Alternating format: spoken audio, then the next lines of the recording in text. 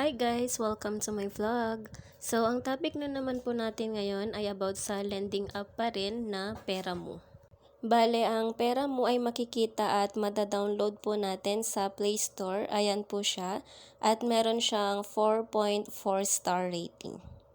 Bale, ayan po, na-download ko na po siya. At pag first time nyo po na ma-download, parang tulad din ng mga ibang app, mag-register lang po kayo. Bale, ganyan po yung makikita nyo. Kung makikita nyo po, meron pong nakalagay na initial dyan na 10,000 pero depende po kung magkano ang ma-approve po sa inyo. Then, kung i-click nyo po yung apply dyan, bale mag-fill in lang po kayo ng mga relevant information na kailangan gaya ng full name, address, phone number, ID, selfie, and mga ibang information pa na kailangan. Tapos, pagka na-complete nyo po yun, mag-wait lang po kayo kung ma-approve kayo or hindi. And once na ma-approve, maibibigay po yung loan na ma-approve po sa inyo. And yung pag-disbursan po ng loan nyo, pwede po siya sa GCash. Pagka-click po pala ng apply button, ito po yung pinakauna nyo pong gagawin. Manghihingi po siya ng phone number. So, kung ano yung number na gusto mong pang-register, yun po yung ilagay nyo po.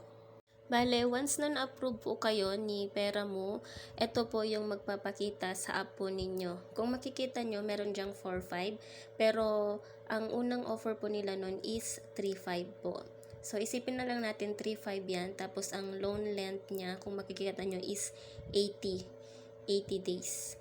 Tapos, dito tayo sa 3.5, kunwari sample, ito yung offer nila noon, tas 80 days po yan. Kung hindi mo natitignan at i-apply instantly mo, makukuha mo na yan. Pero, kung titignan mo yung interest details po, ito po siya.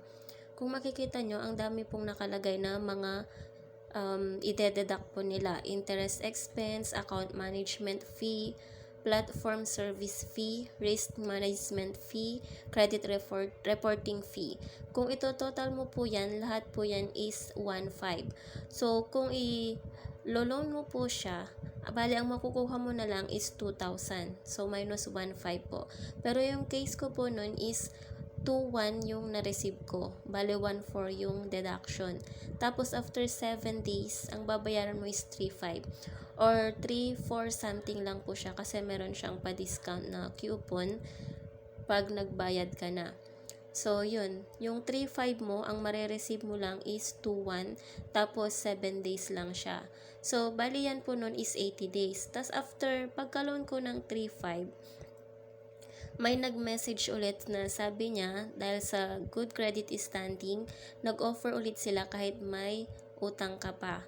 So, yung another 3.5 na na-add is itong 7 days siya. Pero yung pinakaunang loan ko na 3.5 is 80 days. 80 days po yung nakalagay. So, nung niloan ko yon, bale dalawa na yung loan ko. Tapos, nung malapit ng mag 7 days, binayaran ko na yung 3.5 para at least, sabi ko, yung isa, 80 days naman. Tapos, nung mga 2 days or 3 days na lang ata, biglang may nag-message. Ang sabi, malapit na daw due yung loan ko. Kaya nagtaka ako. So, minessage ko yung support at tinanong ko kung bakit may message na ganun. Gusto kong malaman kung kailan ba talaga ang due date ng first loan ko na 3.5. At ito po yung message po nila.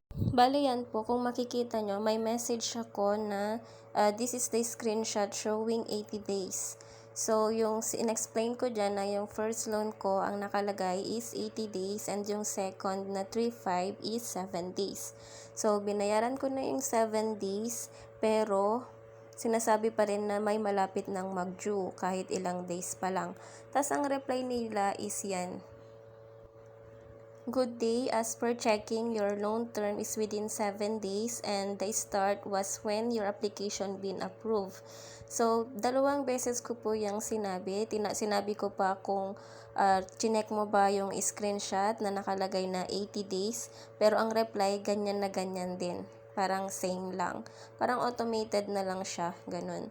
So, kaya ang ginawa ko para wala na lang gulo at hindi ma-stress, binayaran ko na lang din. So, parang ang laki ng interest kasi yung 2 days, I mean yung 7 days na yun, yung dalawang 3.5, which is 7K dapat, ang na-receive ko lang is 4.2. So, sobrang laki yung 2,000 plus na tubo niya for 7 days lang. So, balik tayo dito sa app. So, nabayaran na yung dalawang loan na yon for 7 days lang.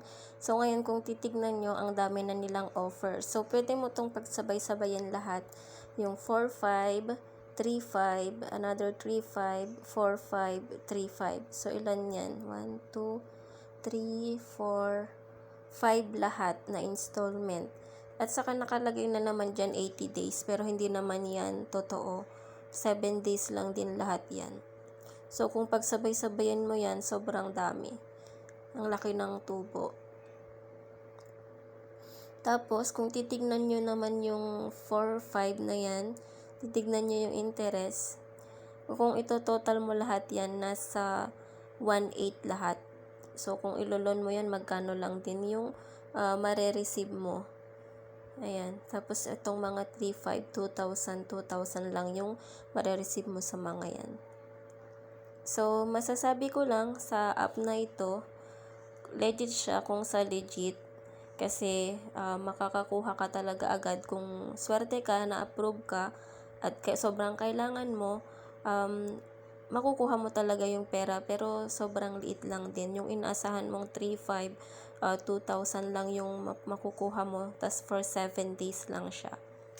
So, hindi po siya worth it. So, magtingin na lang po tayo ng ibang app na pwede nating paglunan. So, yan po. For me, ang pera mo is not worth it kasi high deduction po siya. Yung loan mo is konti lang yung mare-receive mo, tapos short term pa po siya. So, ang laki na ng deduction, tapos for 7 days lang din siya babayaran. So, may stress ka lang pag dito ka sa app na to mag-loan. So, mag-check na lang po tayo ng iba talaga. So, yun lang. I hope may natutunan kayo sa video ito. And thank you for watching and see you on my next videos. Thank you.